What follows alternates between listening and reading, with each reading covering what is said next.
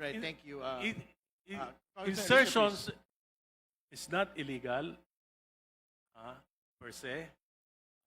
It's a regular thing in Congress. I've been here for 13 years. Okay naman yan. Kaya lang po dito sa 3 taon na nakaraan, yung insertions po parang napakalaki. 1 trillion mahigit yung nabago, nadagdag, na-divert. Kaya lumutang itong ganitong kalaking problema para pong greed gone wild.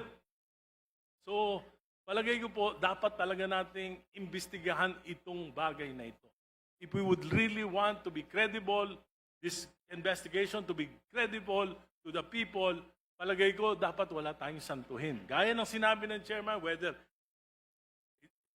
senador, whether congressman, DPWH, pag nakikita ko si Engineer Alcantara, medyo umiinit talaga ulo ko eh.